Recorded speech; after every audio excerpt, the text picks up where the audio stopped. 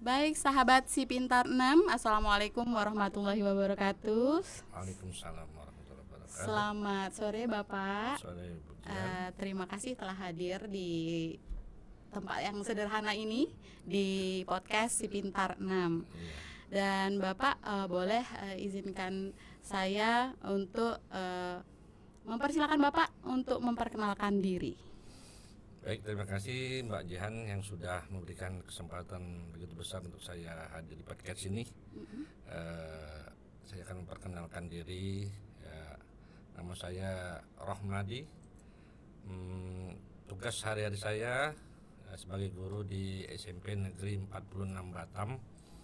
Barangkali Bapak Ibu semuanya masih bertanya-tanya di mana lokasi SMP 46 itu. Ya, di mana Ya, itu? karena sampai di awal saya bertugas di SMP 46, saya sendiri waktu itu untuk mencari SMP 46 itu sendiri bingung di mana posisi. Ya, Iya Pak ya. karena memang SMP 46 ini ya belum, ya tidak terkenal, ya memang kondisinya ternyata berada di pulau terdalam, bukan hanya pelajaran mendalam ya, tapi posisi sekolahnya di pulau terdalam, ya ini di Bulang Kebam. Di Di Bulang mana ya Pak ya. ya Pulau Bulang Kebam di Kecamatan Bulang Lintang. Sementara posisi saya tinggal sehari-hari ini di Kecamatan Belakang Padang. Oh, jadi beda pulau ya Pak? Beda pulau, beda kecamatan. Jadi kalau bisa dibilang saya ini guru lintas kecamatan. Karena Lintas kecamatan, lintas dari pulau Belakang Pak. Padang harus ke Segulung, Sekupang Lu, Segulung, Oh gitu ya Pak. baru menuju ke Pulau Bulang. Pulau Bulang. Ya, setiap hari saya lalui itu Sampai sekarang ya Pak sampai ya. sekarang. Baik, berarti luar biasa perjalanan untuk menuju ke sana sudah Ya, rintangannya sudah banyak ya Pak ya. saya sudah ngajar di 3 kecamatan pulau, di Belakang Padang, di Bulang, dan di Galang sekali. Berarti pengalaman mengajarnya sudah Di cukup lama Hinterland. ya Pak. Hinterland. Udah keliling di Hinterland. Iya Pak. Ya. Baik Pak, terkait dengan pendekatan pembelajaran mendalam ini Pak, Iya. Bapak sebagai pengajar ya Pak dengan program pelatihan pendekatan pembelajaran mendalam bagi guru, termasuk saya salah satu pesertanya Pak. Ini kan ada sedikit apa yang jadi pikiran saya adalah apakah pembelajaran mendalam ini cukup efektif untuk menunjang pembelajaran di sekolah? Saya rasa sangat efektif, bukan cukup efektif tapi sangat efektif, karena di pembelajaran mendalam ini betul-betul peserta didik itu diperkenalkan atau diberikan pembelajaran tidak hanya sekedar teori, tapi kita tahu sendiri di materi ini anak mampu mengaplikasikan, ya kan, menerapkan dalam kehidupan sehari-hari. Nah, kalau dulu mungkin siswa hanya belajar ya sekedar tahu, setelah itu sudah selesai. Yang penting nilainya cukup. Untuk penerapannya, pengaplikasiannya itu kita tidak pernah peduli. Tapi sekarang ini siswa harus bisa mengaplikasikan. Ya contoh bagaimana pembelajaran hemat energi, ya kan, dalam pembelajaran itu dijelaskan begitu besar pentingnya dengan berhemat energi. Setelah mereka pulang nanti di rumah, mereka bisa mempraktekkan dengan menggunakan listrik ya seperlunya, dan istilahnya menggunakan fasilitas yang menggunakan energi itu juga harus bijak, tidak boros, seperti itu, dan masih banyak yang lain Bu.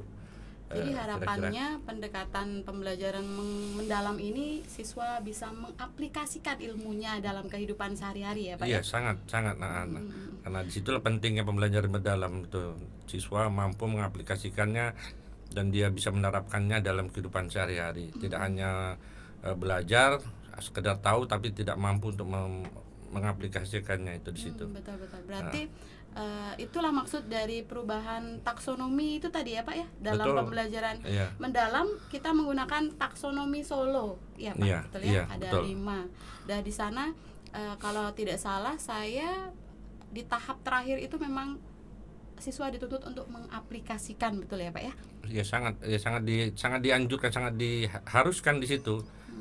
Siswa dia bisa mengaplikasikannya dimanapun dia berada, apakah itu di sekolah, apakah di masyarakat, apakah dia di rumah khususnya, dimanapun dia berada dia mampu mengaplikasikannya apa yang sudah dipelajarinya itu yang penting dari pembelajaran mendalam, dari bidang studi apa saja, apa itu matematika.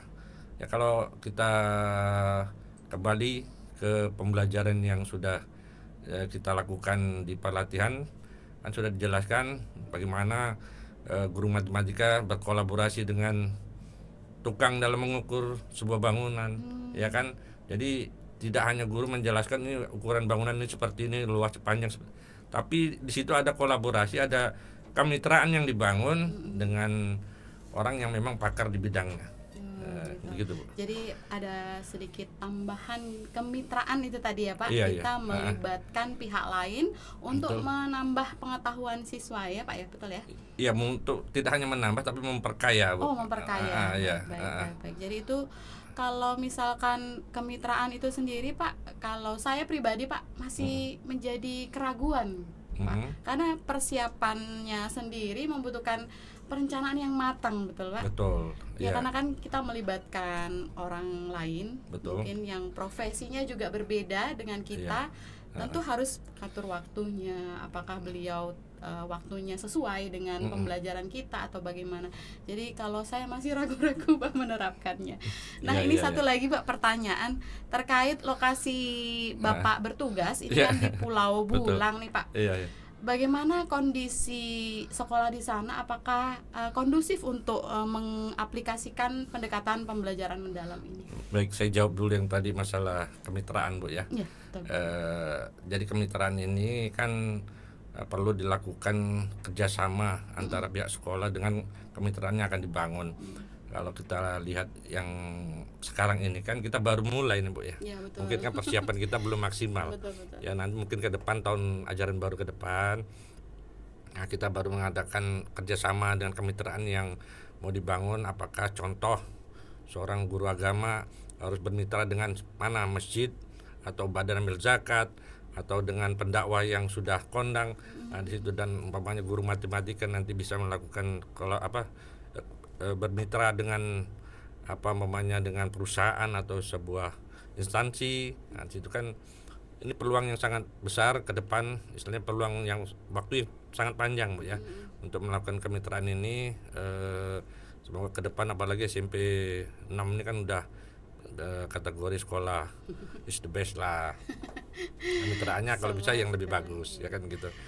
Nah, terus untuk pertanyaan yang kedua tadi, bagaimana dengan kondisi saya di pulau? Nah, ini yang perlu diketahui oleh para pemirsa semuanya ya. Sekolah-sekolah yang ada di pulau masih terkendala dengan fasilitas, contoh seperti jangankan elektronik yang lengkap di kelas, sedangkan jaringan listrik saja hidup nyalanya cuman malam hari Bu. Jadi malam hari baru nyala. Itu kalau siang, kalau kami istilahnya guru-guru ada kegiatan yang harus menggunakan tenaga menggunakan elektronik, menggunakan listrik, itu kami harus menggunakan diesel atau mesin pembangkit listrik yang volumenya cuma kecil ya, voltasenya kecil. Jadi itu kendalanya ya Pak ya? Iya, sangat masih belum bisa memungkinkan untuk dilakukan pembelajaran mendalam ini secara maksimal. Namun dalam pembelajaran mendalam ini juga kita dianjurkan juga tidak beralasan atau tidak terhalang oleh hal-hal semacam itu. Karena di dalam pembelajaran mendalam ini apapun semua bisa dijadikan media. Kan alasannya seperti itu. Apapun semuanya yang ada di alam ini bisa dijadikan media untuk pembelajaran.